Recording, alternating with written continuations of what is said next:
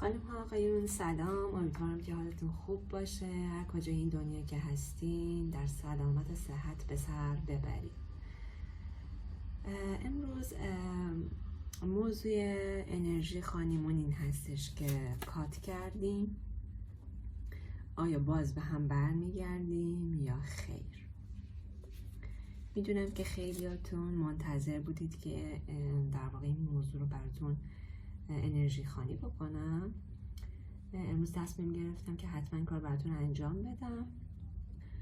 2 تا گروه براتون در نظر گرفتم. 2 تا سنگ داریم، یه سنگ مشکی با لکه‌های سفید، همونطور که می‌بینی خالای سفید داره.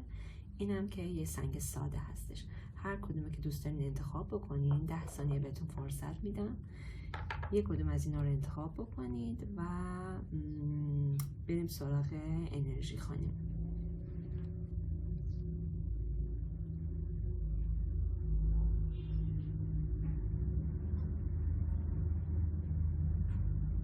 خب بریم با گروه اول شروع بکنیم. اینو میذارم کنار فعلا. ببینیم گروه اول بهمون چی میگه. من کارتای لنورماند گیلد رو براتون انتخاب کردم.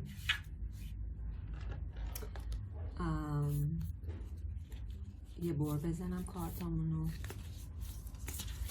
ببینیم که بچه‌هایی که گروه 1 رو انتخاب کردن، شخص مورد نظرشون که باش کات کردن آیا دوباره به سمتشون برمیگرده یا خیر.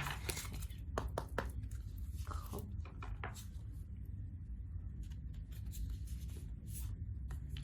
من اول میکشم، بعد کارت رو برمیگردونم که انرژی های موقعی تداخل پیدا نکنه با هم دیگه. 4 و این 5. خب ببینیم که چه اتفاقی داره میفته در ذهن طرف مقابلتون. اوضاع خیلی خوبه تا اینجای کار. خب ببینید دوستان، بچه‌ای که گروه اول رو انتخاب کردن، شخص مورد نظر شما خیلی دوست داره به سمتتون برگرده. آدمی هستش که بسیار به شما فکر میکنه، دوست داره که دیدارهای عاشقانه با شما داشته باشه. یعنی ضمن این که این شخص از شما دور هستش و با شما کات کرده، اما خیلی دوست داره که به سمت شما برگرده. اما موضوع اینه که این شخص مورد نظرتون خیلی دودلی داره، یعنی بر سر دورایی گیر کرده. حالا این دورایی میتونه چی باشه؟ میتونه در رابطه با خود شما و اخلاقیاتتون باشه. مثلا یه موقع میبینی یک شخص میگه که خب من مثلا فلانی رو دوست دارم، منتها یه سری اخلاقا داره که اصلا یه موقعی شک میکنم برم به سمتش نرم، دوباره بریم تو رابطه یا نریم. یا میتونه این باشه، یا یک چیز دیگه که هست اینه که ممکنه، ببینید دارم میگم مثلا این احتمالش 30%شه، شخص دیگه‌ای هست که دور و برش میپله که حالا ممکنه تو محیط کارش باشه، ممکنه که توی مثلا محل زندگیشون، توی ساختمانی که زندگی میکنه باشه. ممکنه که 30% به اون شخص هم فکر بکنه، ولی میگم این احتمالش خیلی کمه. یعنی احتمال اولی بیشتره که به خاطر یه سری اخلاقیاتی که شما دارین، به خاطر این در واقع تفاوت‌هایی که با هم دارین، درگیر یک سری مسائل ذهنی شده که نمیتونه دوباره، نمیدونه بیاد یا نیاد. چیزی که دارم میبینم، شما اگر خانوم هستید خیلی در واقع شما رو یه آدمی میبینه که خیلی همه چی تمومید، خیلی لحاظ مثلا ظاهری، هیکل، تیپ، قیافه، حالا هر چیزی که مد نظر هستش، برای اون خیلی شما کامل هستید و خیلی دوست داره که به سمتتون نزدیک بشه. ببینید از یک طرف هم این شخص دنبال معجزه‌ام هست. ممکنه یه مقدار تنبلی داشته باشه تو کارش، مثلا بذار حالا صبر کنم ببینم خودش میاد به سمتم، حالا ببینم مثلا یه دوستی داریم مشترکه، ببینم کاری میکنه که ما بریم به سمت هم دیگه. از این چیزا هم من توی فالتون میبینم. اما در نهایت برای شما بازگشت، آشتی، انرژی مثبت، خوشحالی، خوشنودی من دارم به وضوح مشاهده میکنم. اگر که یه مقدار این انرژی منفی ها برطرف بشه، احتمال 90% میدم که دوباره شما به سمت همدیگه برگردیم. خب بریم ببینیم که میخوام از کارتای فرشتگان استفاده کنم، ببینم که توصیهش به شما چی هستش، چی میگه. کاری بکنی، نکنی، برمیگرده، بر نمیگرده. کارت لنورماندتون که اینو نشون میده. حالا بریم ببین. خب من میخوام از کارتی که افتاده استفاده کنم. خودم کارت بکشم. کارت فرشتگان ببینم که شخصی که رفته و کات شده برمیگرده شما. یه کارت بکشم ببینیم که توصیه. نگاه کنید دوستان چه کارتی براتون در اومده. کارت نامزدی در اومده. ببینید میگه که رابطه ای هستش که میتونه مراحلش رو طی کنه و همینطور بره جلو.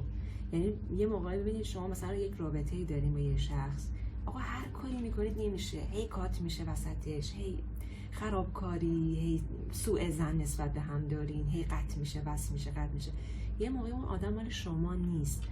ولی بچه‌های گروه اول چیزی که براشون در اومده رابطه اوکی میتونه باشه، میتونه اصلا این شخص جفت روی شما باشه، میتونه باش ادامه بدید. برای همین اینجا براتون نامزدی در اومده. یعنی اگر که موانع برطرف شه، قطعا میتونه یک رابطه خوب برای شما رقم بزنه، میتونه یک رابطه جدی در واقع بین شما و اون شخص مقابلتون ایجاد بشه. خب این از توصیه فرشتگان. گروه اول سنگش رو میذاریم کنار، میریم سراغ گروه دوم با سنگ مشکی. بریم ببینیم که بچه گروه دو چه اتفاقی برشون میفته. کات کردن، میخوام ببینم به هم بر میگردن یا نه. بچه گروه دو، آیا شخص مورد نظرتون که باش کات کرد به سمت شما میاد؟ خب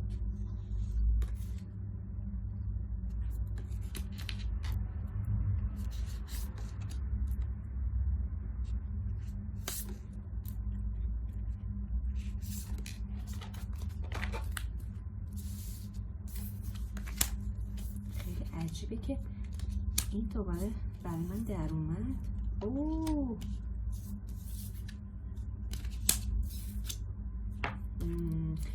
ببینید دوستان، بچه گروه دو، این دوتا کارت که شبیه گروه قبله. شخص مورد نظرتون خیلی بهتون فکر میکنه، خیلی دوست داره که به سمتتون بیاد، اصلا علاقه‌مند شدیده این چیزی که من دارم اینجا میبینم. ولی شما برخلاف گروه اول مشکلاتی جدی‌تر سر راهتون قرار داره. دوست دارین هم اون شما رو دوست داره، هم شما اون رو دوست دارین، اما ممکنه که یک سری مشکلاتی که وجود داشته باشه. ببینید مثلا مثال میزنم براتون، ممکنه که تفاوت‌های بارز سنی داشته باشین، فرهنگی داشته باشین، علاوه مثلا تفکر دوتا خانواده با هم دیگه خیلی متفاوت باشین. مشکلات توی رابطه شما جدی‌تر از گروه یکه و چیزی که داره برای من نشون میده، ببینید نیاز هستش که صبر کنید. توی این سری کارت ها برای من نیاز به صبر در اومده. باید صبر بکنید و جوری باید پیش بره قضیه که راه یواش یواش به شما نشون داده بشه. خیلی برای من اینجا واضح نیست، ولی چیزی که دارم میبینم علاقه است، دوست داشتنه، دلتنگیه. فکر میکنم این چیزی که شهودم داره بهم میگه این هستش که ممکن خبری ازش دریافت بکنید، نه اینکه مستقیم به شما خودش خبر بده، اینطوری نیست. ممکنه که مثلا یک واسطه‌ای، یک شخصی مثلا چیزی ازش بگه، یه استوری ازش ببینی، یک نامه چیزی، یه چیزی ازش دریافت میکنین به زودی. اما چیزی که داره برای من نشون میده این هستش که نیاز به صبر دارید که راه بهتون نشون داده بشه. این برای بچه گروه دوم. بریم ببینیم که فرشته ها به ما چی میگن. ببینیم که فرشته های مقرب در مورد رابطه گروه دوم چی به ما میگه.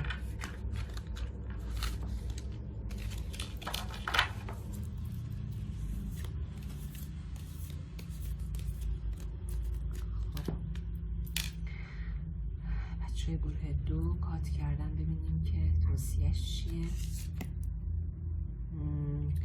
ببینید دوستان، خیلی یه چیزی که برای من جالب در اومد اینجا،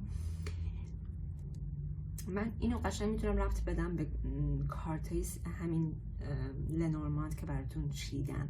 ببین میگه خودتو دوست داشته باش. اول توی رابطه شما یک چیزی که وجود داره عشق علاقه که هست، تا اینجای کار که ما میدونیم، ولی مشکل اساسی این هستش که شاید شما باید اول به خودتون توجه بکنید، اول عیب‌ها ایرادهای خودتون رو برطرف کنید، بعد روزگار شما رو به سمت هم سوق بده. تا زمانی که خودتون رو نشناسید، علایقتون و سلایقتون و اون در واقع نقاط تاریک درونیتون رو نشناسید، نمیتونید توی رابطتون موفق باشید. این چیزی هستش که این کارت داره به شما میگه. اول خودتو دوست داشته باش، بعد برو سراغ شریک عاطفیت. ببینید ما اینجا چی در آوردیم؟ ببینیم کارتتون کدوم بود. ببینید کارت قبلی آخرین کارت این بود.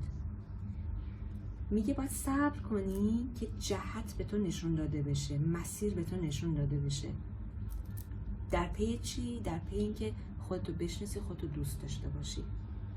این توصیه کارت فرشتگان شما بود. دوستان امیدوارم که از این انرژی خانه لذت برده باشین. حتما کانال من رو سابسکرایب کنید، لایک و کامنت فراموش نشه.